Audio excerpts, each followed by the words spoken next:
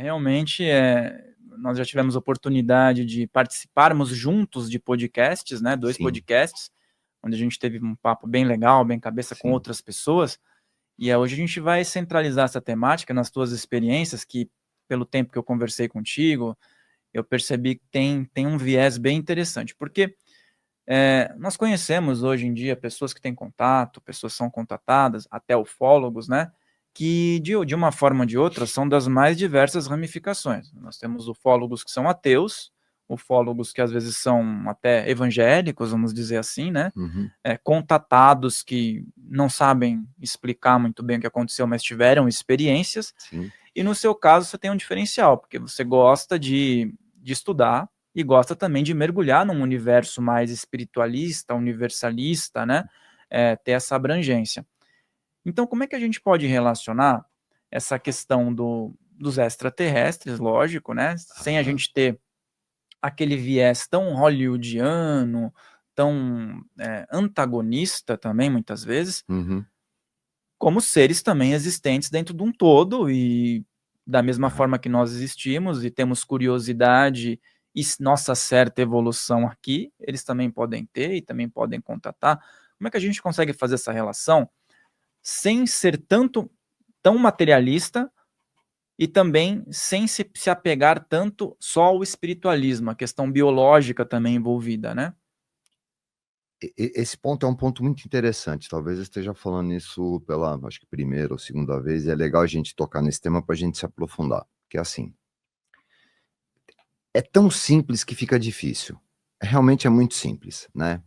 Porque a gente já vem com os. A palavra vício é muito feia, mas você já vem com aqueles hábitos e costumes de quando você nasce.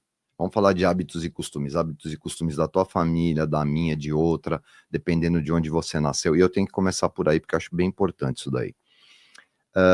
Eu tive muito contato com o catolicismo, né, desde pequeno, né, aí uma época na minha vida eu fui estudar, inclusive, numa escola de padres, jesuítas, né, de salesiano, e você dá continuidade àquelas coisas desde pequeno. Ah, isso não pode, isso pode, aquilo não pode. Você vem crescendo com dogmas, com determinadas regras, que na verdade não tem explicação para você, é sempre o mistério de um Deus, que é o que a gente estava falando. Vou dar um exemplo ridículo.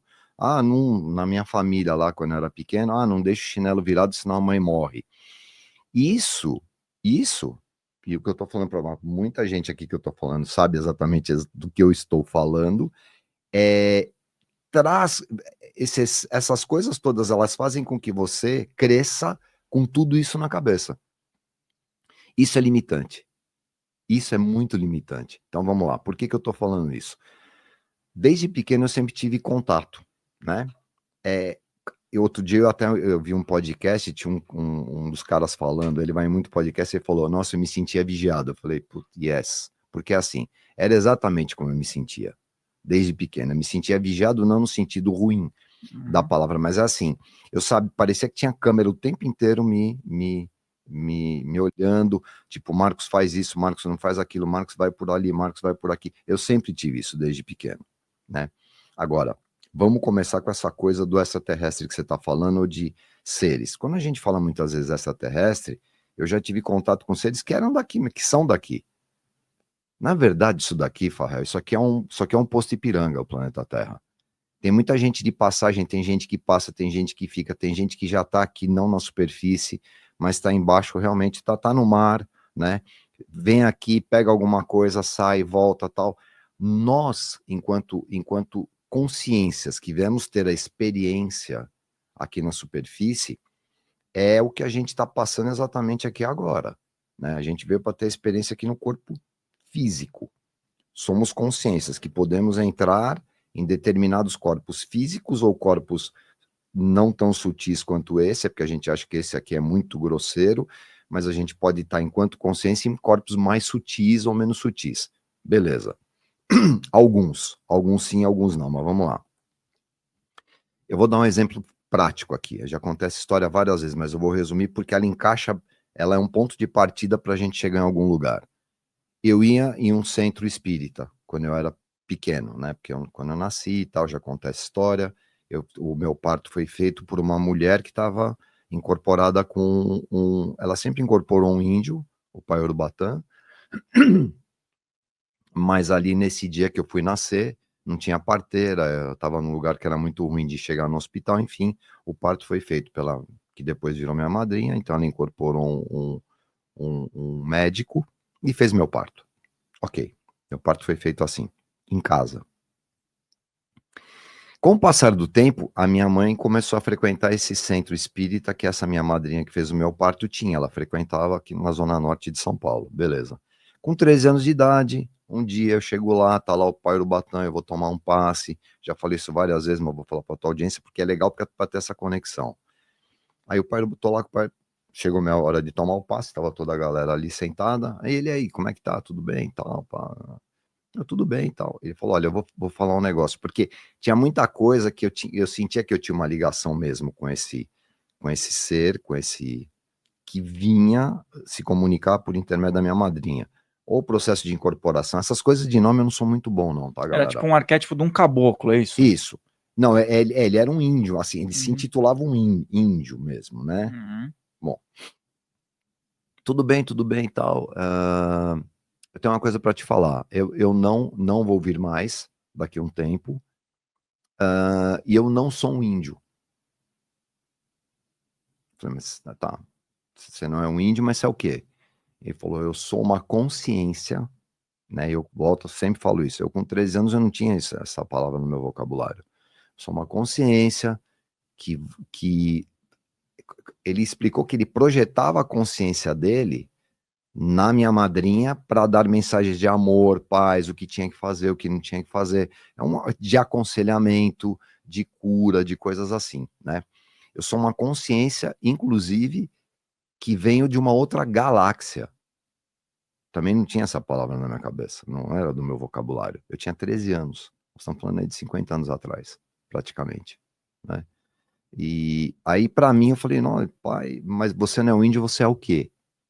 Ele falou, se eu me apresentar com a minha real, de exatamente como eu sou aqui, não fica uma pessoa sentada ali, sai todo mundo correndo, né? Eu sou realmente na minha forma original não é assim. E você vai entender isso que eu tô falando quando você estiver lá na frente, mais idade, aí você vai realmente entender. E eu tô passando a mensagem do Pai Urubatã exatamente hoje em dia, que é exatamente essas pecinhas, por isso que tudo está no seu tempo de entendimento, por isso que a gente vem, as pessoas falam evoluindo, mas não é evoluindo, a gente vem destravando. No meu humilde entendimento, Farrell, a gente não vem aqui evoluir, a gente vem aqui experienciar.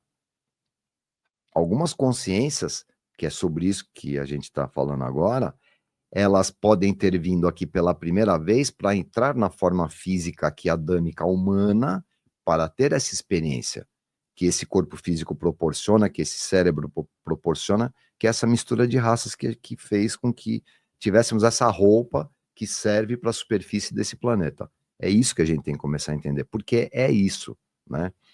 E esse tipo de experiência traz medo, traz ego, traz vontade de se alimentar, traz. A gente está muito em transição ainda com essa roupa biológica aqui, né? E somos consciências que às vezes alguns de nós, enquanto consciência, não eu, Marcos. Marcos, eu estou aqui porque me batizaram como Marcos agora aqui, mas as consciências que já estiveram em outros corpos, talvez físicos, em outros planetas, em outras galáxias ou nessa mesma, ou nunca tiveram a experiência de estar no 3D neste formato.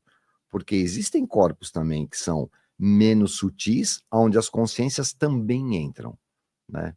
A gente tem assunto lá, a gente estava até falando na questão do Chico Xavier, eu vi um vídeo dele até pouco tempo atrás, que ele falou assim, é muito fácil saber, as pessoas que acreditam em reencarnação que estão aqui na Terra, é porque elas já tiveram essa experiência de entrar no 3D em Capela, em outros planetas tal. E algumas outras que não acreditam em reencarnação, não é que não acreditam, não tem essa chavinha, é porque estão experienciando pela primeira vez, enquanto consciências, entrar num 3D, entrar num jogo como esse, aqui na Terra. Porque isso daqui é um jogo. É um jogo que vai durar quanto? nessa civilização que hoje está aqui, quiçá 80 anos, não passa disso. Você nem vai levar isso aqui. Isso fica aqui, ó. Isso aqui pertence a essa casa, né? Então, quando a gente fala exatamente isso de extraterrestre, primeiro tem muita coisa assim. Não é extra, de repente ser extra que não está na superfície, porque tem os que estão aqui, os que estão no mar, os que estão inframundo, como os maias sempre falaram, que são os intraterrenos, tem os que vêm de fora, tem seres que não precisam de nave. Realmente, eles projetam a consciência deles e conseguem ir onde eles quiserem. Né? E tem seres que, de repente, entram em corpos físicos e saem de corpos físicos. Então, isso aqui é muito vasto, né? Acho que podemos começar por aí, sei lá.